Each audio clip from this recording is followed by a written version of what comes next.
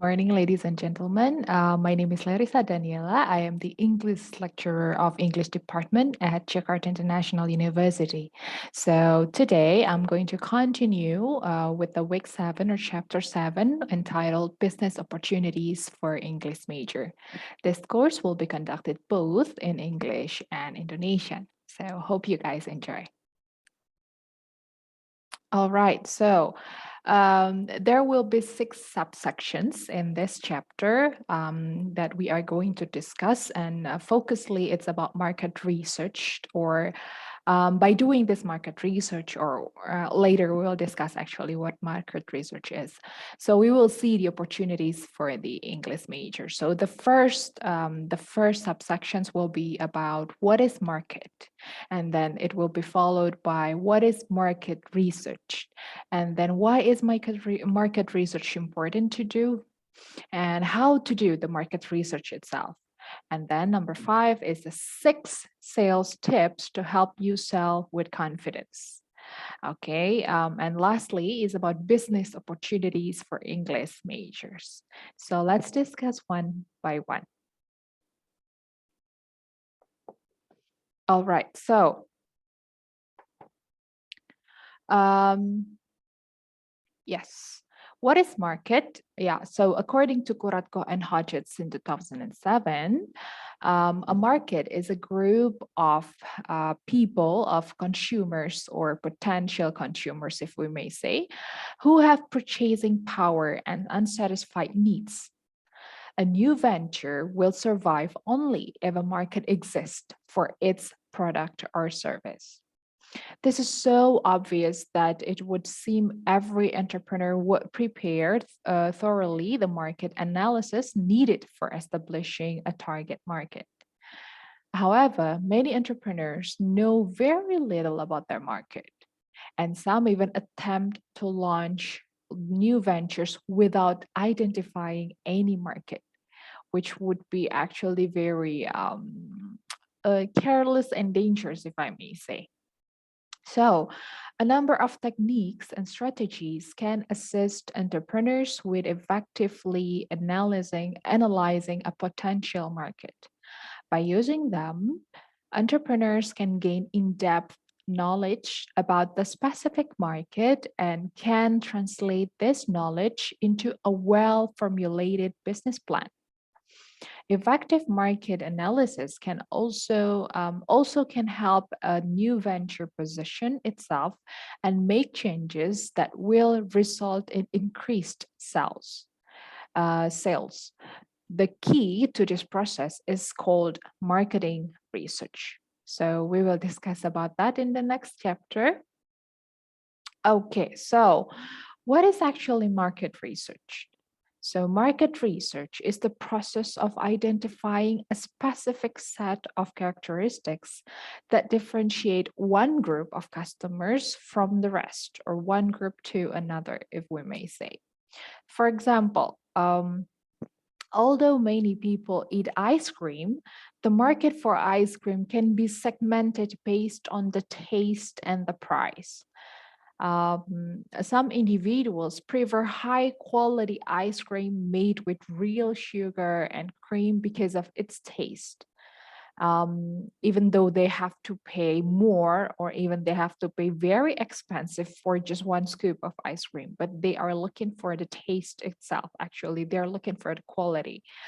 Many others cannot tell the difference between high quality and average quality ones, or the average of quality of ice cream. All they know is that, yeah, this is ice cream, but they cannot even differentiate whether this is the high quality one or this is just a regular one.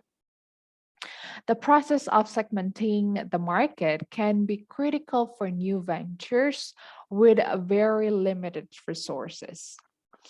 Well, whether the product or service, it is extremely valuable to ascertain the benefits a market segment is seeking in order to further differentiate a particular target group. So it is actually applicable not only for products, but also for services, because in this case, in our course, entrepreneurship for English major, what we do or what we offer or what we sell, or the business or venture that we will start is mostly about service, instead of products. So we are selling the service. So this market research is also important and implemented, and able to be implemented in the service ventures or service businesses.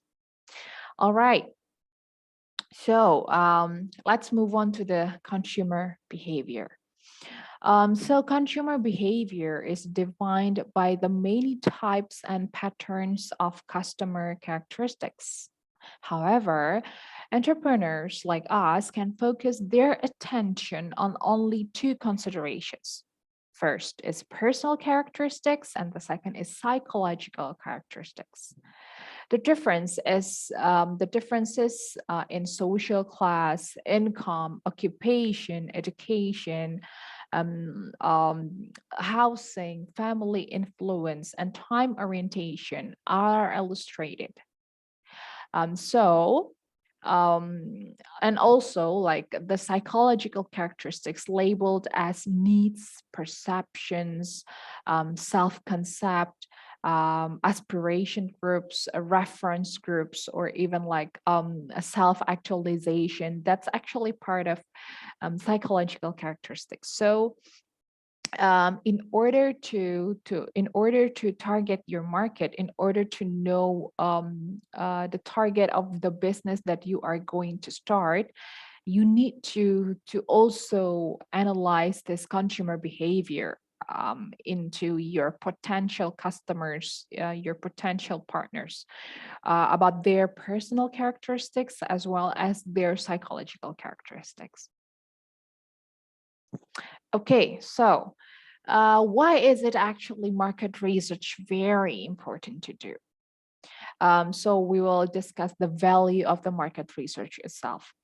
By performing some basic market research, small business owners can detect the market trends. Indeed, every business can benefit from a better understanding of its market, consumers, and competitors. Market information is just as much a business asset and just as important as your inventory or the machine you have in the back room, says one marketing consultant.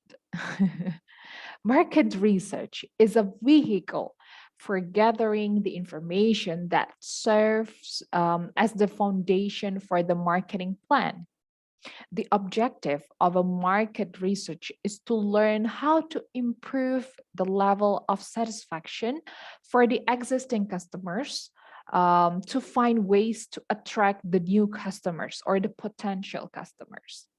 So, to do market research is actually answers these questions, the following 10 questions, based on the Zimmer and Scarborough in 2005. So the first one, who are my potential customers? So doing a market research, you need to ask yourselves these 10 questions.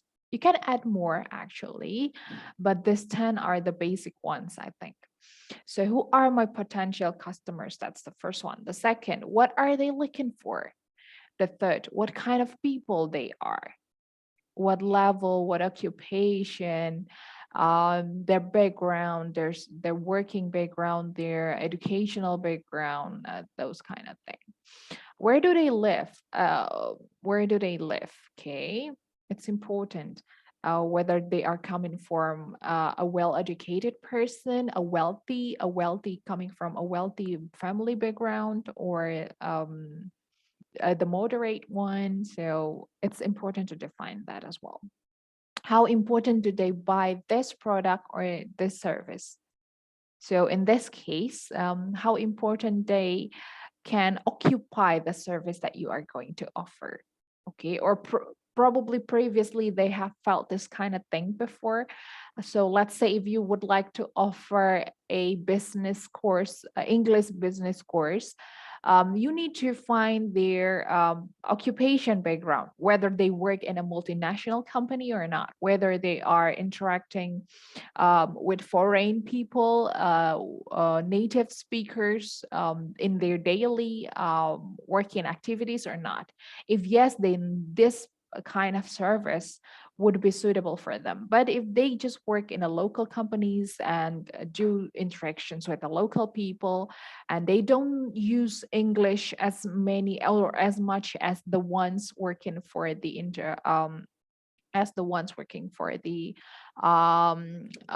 working in the multinational companies, then your service is not suitable for them. Okay, so what kind of number 6 is what kind of model, style, or method they prefer? Why do or don't they buy from my businesses? Meaning that you have to find your competitors. You have to learn, you have to study your competitors as well, even the ones who already very successful. The big ventures, I mean. Number 8, how do the strengths of my products or my service serve their needs and wants? Okay, back again, it is actually related with number 5. So let's say if they often consume or they often use this kind of service, English business course, let's say.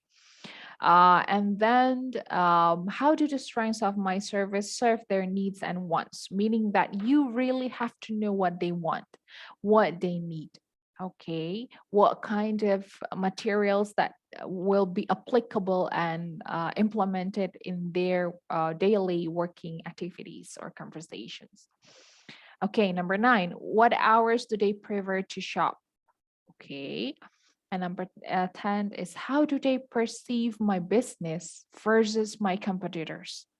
So yeah, it's not going to be easy, but mm, you can still do this.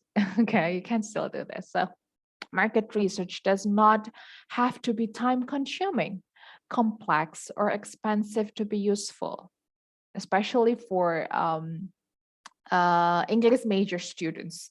Yeah, for the young generations who are actually not really familiar with this kind of with the very what is it with the very systematic market research that the big ventures usually do. So you can also do this in a simpler way by applying the same type of creativity to market research that they display when creating their business. Entrepreneurs, young entrepreneurs even, can perform effective market research on the cheap. Okay, so let's go to the more specific one about how to do the market research itself. Okay, so researching the market. If you feel satisfied that you do have a viable idea, move to the next step of researching your market in the areas of target customers, competitors, and industry trends. Number 1, the target customers. Who are they? Actually, it's still pretty similar with the previous 10 questions, but this one is more specific and what is it? Yeah, divided into these three sections actually. Yeah, so the first one is about the target customers. Who are they? Where are they? How many are there? Is your service essential in their day-to-day activity? This is what actually I have explained earlier, whether they are the multinational workers or not, or the local companies workers, because the needs would be totally different. What are their needs and resources? Can they afford your service? Yeah, it's about the fee that you will charge to them, your service fee. Okay, and then B is about the competitors. Again, who are they? How many are there? Where are they? How is their business similar? Or how is their business different from yours? What are their pricing strategies? Yeah, you also need to know the pricing template that they apply to their business. Okay, so that could be your, what is it, yeah, your basic standard to also apply the same thing. You can do lower than them because you are still the starting venture, but you can make their service as your target. So with the same quality, you can also implement a cheaper price. Okay. What are their pricing strategies? What are their value added services? So usually it's not just selling products or selling services, but what becomes memorable or remembered by the consumers or the customers are usually if the business has something special, has its own value added that makes the customers come back to them again. Okay, the last number 3 is the current industry trends. Okay, so the questions would be, what is declining or growing in the industry as a whole or locally? In this case, we are talking about English, like how is the needs of English itself growing in Indonesia, let's say, yeah, in our country. Yeah, yeah, we know for sure ya. I'll speak in Indonesian. Kita tahu bahwa bahasa Inggris itu jadi kebutuhan yang dasar gitu. Bahkan di perusahaan lokal sekalipun juga bahasa Inggris itu masih sangat dibutuhkan. So, um, kita perlu mengamati ini juga gitu, terutama di sekitar ya, di sekitar. Because we live in Cikarang, GIU is in Cikarang, and our target would be, let's say around us. Kita harus lihat Cikarang ini daerahnya seperti apa gitu. Kebutuhan bahasa Inggris di daerah Cikarang itu seperti apa? Industri-industri yang seperti apa yang membutuhkan bahasa Inggris gitu ya. As we all know that Cikarang is surrounded by a lot of multinational companies and factories. So this place around us would be a great place to do this kind of market research, which lead you to finally define the most suitable business for you. Ya, yang paling cocok nanti apa untuk dilakukan gitu. So you also need to find what's happening in the general economy that might affect the buying trends of your customers. And then is the industry seasonal? Ya, biasanya seperti itu. Ada produk-produk atau ada tren-tren yang itu sifatnya seasonal. Let's say Christmas decorations, Christmas gift. Let's say it's a seasonal business or it's a seasonal industry because it's an annual event. Orang people will consume that just once a year, gitu, at the end of the year. And it is totally different when we are talking about basic needs like rice, let's say in Indonesian, ya, sandang pangan papan kalau di dalam bahasa Indonesia. Itu mereka akan consume itu setiap hari. They will consume their basic needs, groceries, let's say, every day. And it's not seasonal, gitu. Jadi, Anda harus mempelajari juga apakah bisnis Anda nantinya gitu ya, in terms of English, itu sifatnya seasonal atau tidak, gitu. Ya, biasanya seperti kursus-kursus begitu ya, itu ada levelingnya gitu ya. Apakah nanti akan ada, it will be continuously to moving on to the higher level and then higher level, that kind of thing. Or let's say like you become an interpreter or you become a translator, is it seasonal or not? Nah, Anda harus bisa menyiasati gitu. If it is, let's say, a seasonal industry, then bagaimana dalam satu season itu ya bisa menghidupi untuk sampai dengan season berikutnya gitu ya. Jadi even though it's just for one season, even though it's just for one moment, but you can make it you can make the customers come back to you even in every year gitu ya. And you would make this season very special, that you have to prepare for like almost a year to prepare this gitu misalnya. Seasonal, it doesn't have to be annual. I'm sorry. Yang tadi itu contoh saja ya. It was just an example like Christmas.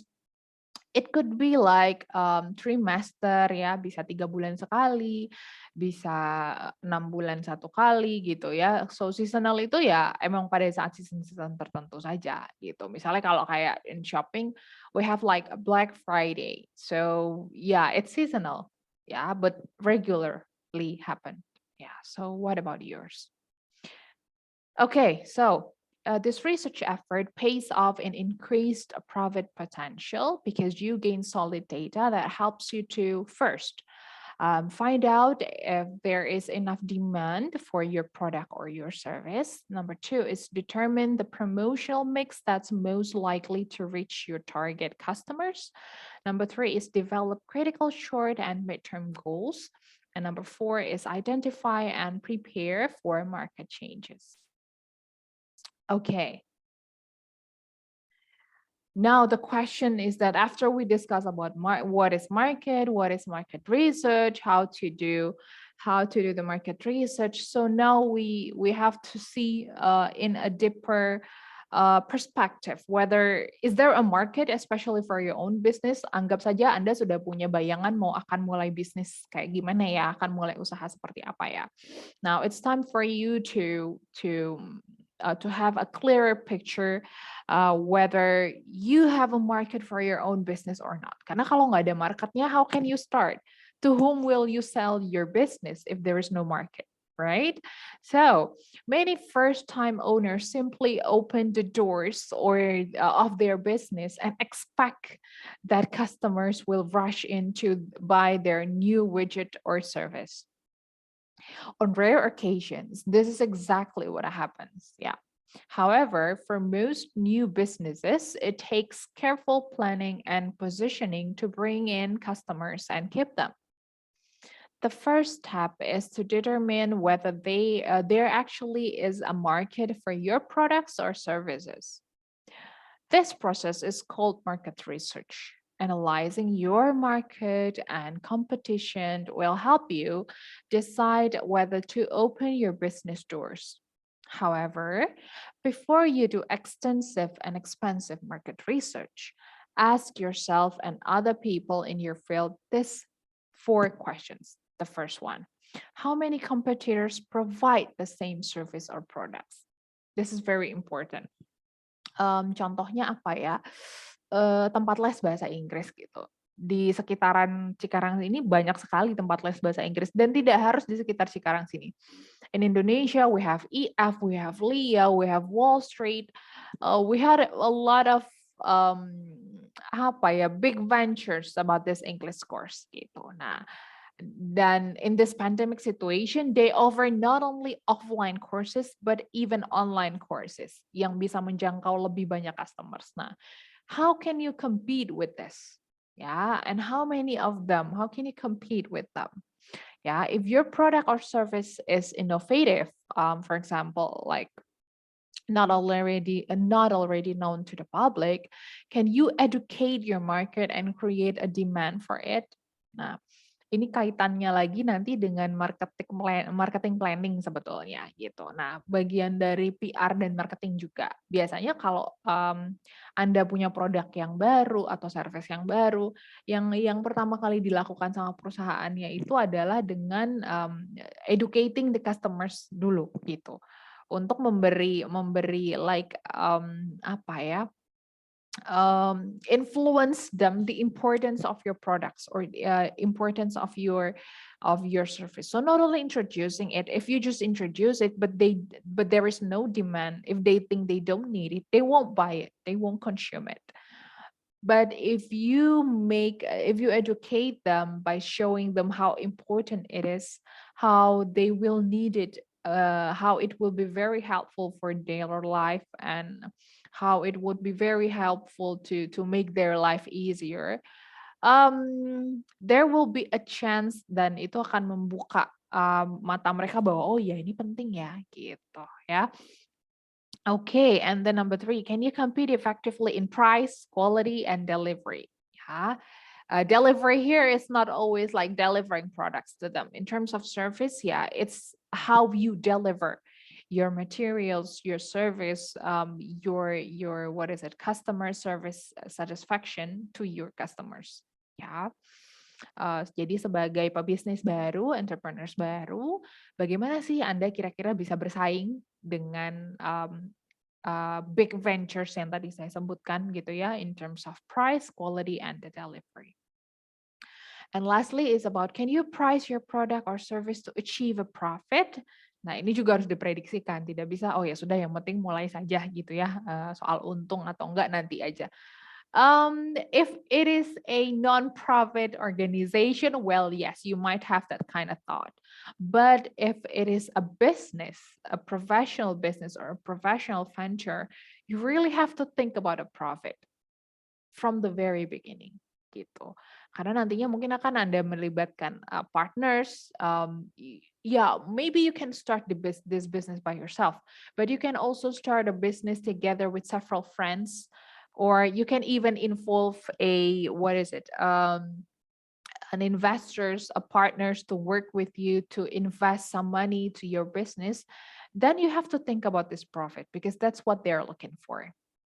Okay. And then defining your market needs. After your market research is complete, let's say you've done it and it's complete, it's time to ask yourself the question, why will the customers buy from me? Think about it. Why will the customers buy from you? There are many other products, there are many other services out there. They are so much bigger, they are so much well experienced, the quality is proven already. Then why do they have to buy from you instead of from the others? The answer is your competitive advantage. You must determine this before you promote your business. You must determine the competitive advantage of your business, your product, your service, even before you promote your business. When you define your market needs clearly, you will spend your time, money, and effort in satisfying customers who value your needs. Spend your time and dollars on becoming known for what differentiates your business from your competition. Market research is essential to help you develop your needs. A market needs does not just happen. They do not just like they just show up in a snap of finger. It is carefully thought out and planned. Yet, once you clearly have a market needs, the right customers find your doors and will come again and again. Yeah. And this is actually something not that easy to do, but probably easy to speak. But maintaining and improving the quality of your business would be another chapter to discuss. So if you have read this far and are thinking of starting a business, you may be thinking like, this is a lot of work. Can't I just make a best guess and see how it goes? Well, yes, I can say you can. Probably you can. Just remember that well over 50 of businesses fail in the first 5 years of business. And one of the biggest reasons is because of the poor planning. If you do your market research at the beginning and track market changes on a regular basis, like every 6 months to a year, depending on your industry, depending on your industry, yours will be one of the businesses that succeed. So market research is really that important. Okay, so a quick and easy competitive study. To help you better position your business, check out your competition. Remember, your competitors can include educators, friends, and even foes. All types can provide useful information. You simply use different techniques to gather information depending on the type of competition. Like talk to your competitors, you can ask them questions, do informational interviews with those who are willing, act like a customer yourself, or send a mystery shopper. Yeah, if you cannot be their own customer, yeah, you can ask someone to shop from them, then you consume it. Okay, so in the following exercise, choose, so there are at least two elements. Okay, so at least two elements and compare how your business or business idea with them in contrast to how at least two of your competitors deal with them. Like, yeah, let's think about it. First, pricing, delivery, hours available, location, promotion, quality, web presence, selection of services, value, and lastly is about value added offerings. So let's think about one or two competitors that probably have the similar business as yours.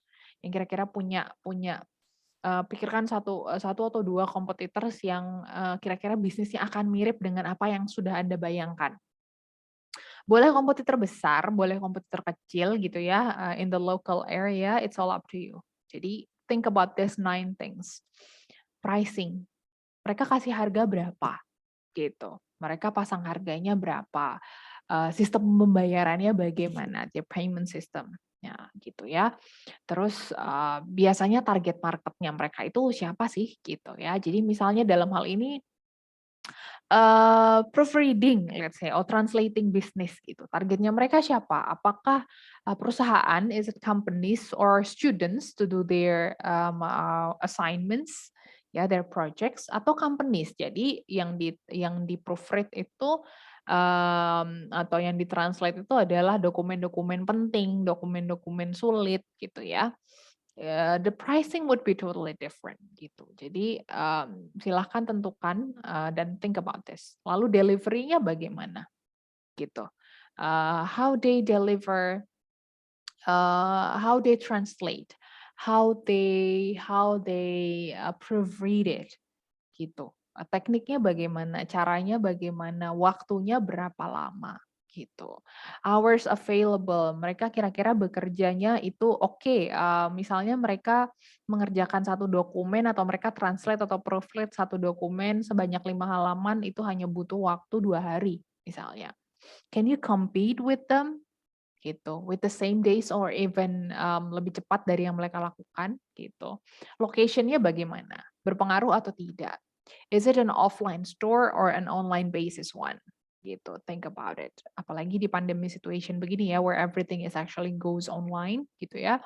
So online business is definitely possible to do. It doesn't have to be an offline one. And then promotion. Nah, how do they promote themselves? How do they reach their customers? Gitu. Then you probably need to do the same thing or even with an extra effort. Ya, because you are new. Kualitasnya bagaimana? Jadi hasil translate-nya mereka seperti apa? Hasil proofread-nya mereka bagaimana? Gitu. Jadi sudah oke.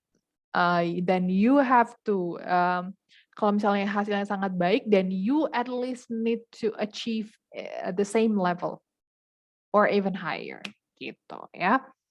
Web presence, nah are they visible gitu ya in the website or in the social media gitu.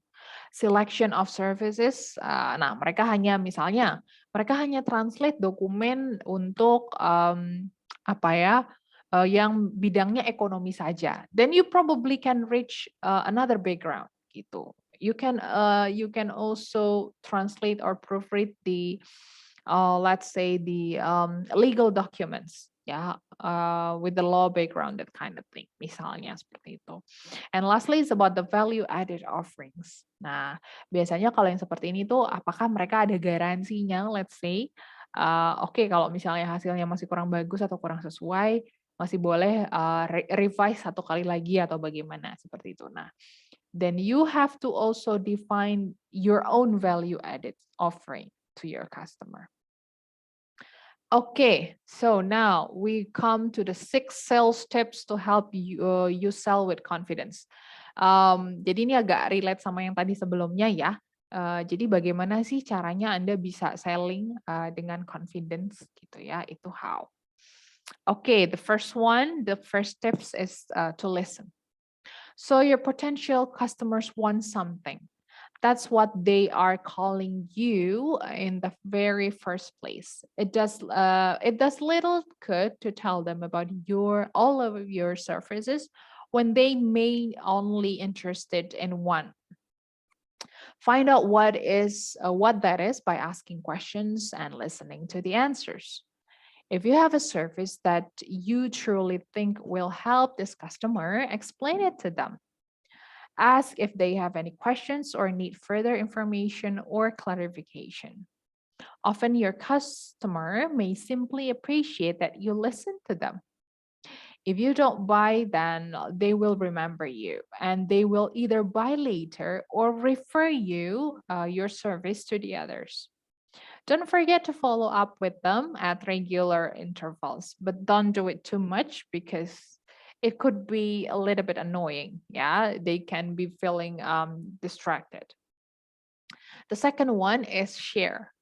Think of selling as sharing information, resources, and helpful suggestions. The personal touch of calling rather than sending written information by fax, email, or make a big difference. Smile, call customers by name, and avoid being pushy. So deliver your product on time and follow up. When people decide to buy something, they usually feel a sense of urgency. Make sure you do what you promised as well as delivering a quality product or service. This builds trust and returns business. So do not be over jangan berlebihan gitu ketika menawarkan. Ya, if you please fulfill what you have promised them. Yeah, because it's a matter of trust issue. Okay, number 3 is qualify your customers. You can follow the first 2 tips to the latter, but if you're talking to people who do not want or cannot afford your product, you're wasting your efforts. For example, no matter how wonderful your cold water taffy is, a person with dentures won't bite. Yeah. Make sure you are reaching the appropriate target market for your business. Ya, betul. Jadi seperti yang tadi saya sudah sampaikan gitu ya, kalau misalnya memang Anda mau menjadi interpreter untuk orang asing gitu ya, berarti Anda harus menawarkan ke ke perusahaan-perusahaan multinasional yang di dalamnya banyak orang asingnya, yang butuh juga berkomunikasi dengan orang Indonesia. So investors who are working here, who owns a company here, and need to communicate with the Indonesians, but their Indonesian is not fluent yet. So yeah, you can start with this business. Okay, tip number 4, offer solutions. Match your service or product to the customer's needs. If there is not an exact match, you may actually offer the best fitting solution, which customers can try on their own. Then you say, if that doesn't work out for you, call me and I'll be happy to help you. Also, don't talk about the features of your products or service before the customer has bought into its benefits. Ask powerful questions that are open-ended. This helps your customers clarify their needs. When a customer is very interested in your service but is not ready to move forward, ask what would have to happen for you to make a decision. Her answer or his answer will allow you to offer a more specific solution that matches their needs. Number 5 is build relationships. Be visible in your community. Participate in trade, professional, and social organizations. Most national professional organizations have chapters in major cities. Offer to give a talk at one of these organizations in your area. They are always looking for good speakers. You are not the only salesperson for your company. Customers who like what you have to offer will refer their friends to you. People want to do business with people they know. It has been shown that satisfied customers tell three people about the products or service they like. If you have 50 actual customers, this means you have 150 potential customers. Be the merchant in your community who's known for friendly, reliable service, or the consultant who is happy to refer a colleague if her expertise does not fit a customer's needs. Okay, and lastly is about asking powerful questions. Powerful questions are questions that are open ended and allow for your clients or prospects to give you more information or insights into who they are and what their needs and concerns are. Some examples of powerful questions are: tell me more about your project, or what has been working so far, or what seems to be missing, or how have you been dealing with this difficult issue? And lastly is, what would it take for you to be willing to try out our products?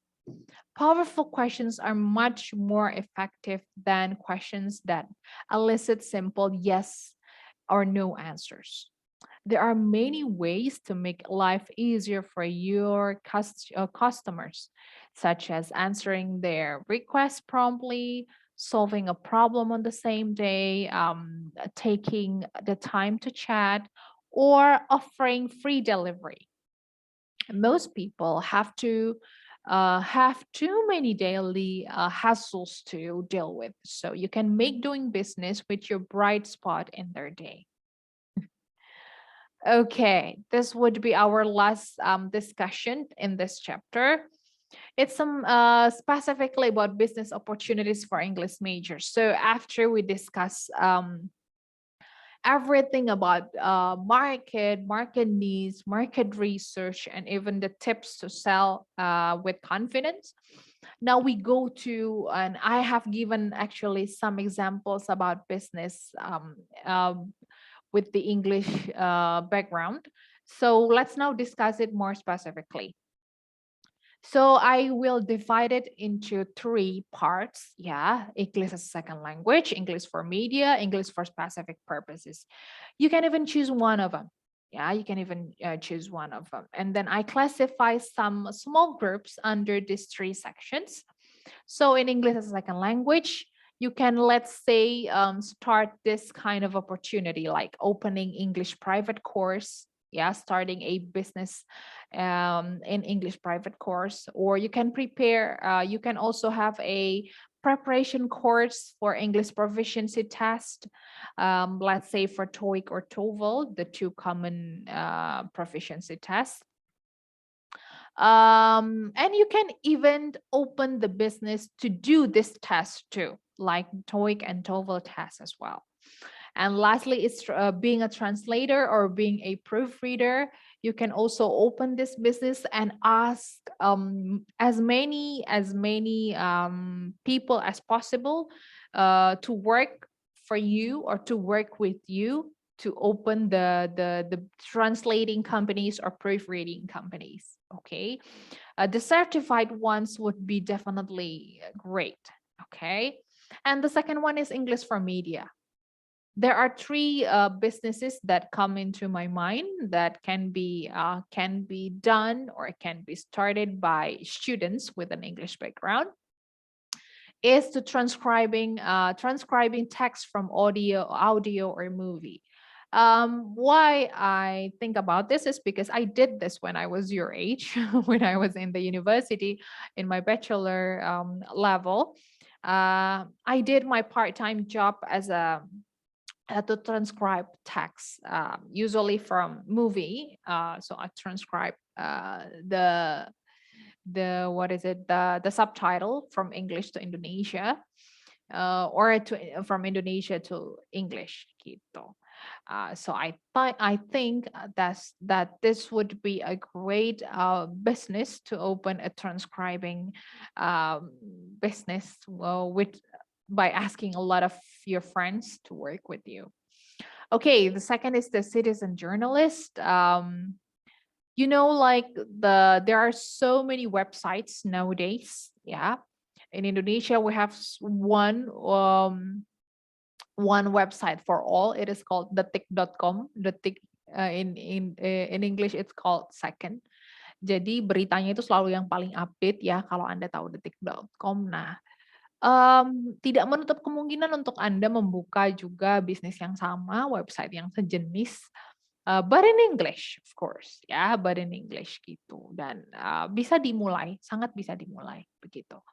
Yang C, and the next one is being an interpreter for foreigners, as I said earlier.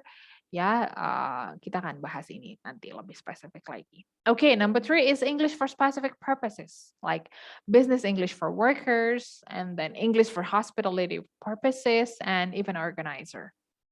So, these three topics, yeah, ESL, English for Media, and ESP will be discussed separately in the next 3 chapters. Yeah, in the next 3 lectures. Okay, so we'll discuss them in more details one by one in the next chapters. Okay, so ladies and gentlemen, that would be all of my discussions in this chapter. Thank you very much for your attention, and I'll see you again in the next chapter. Goodbye.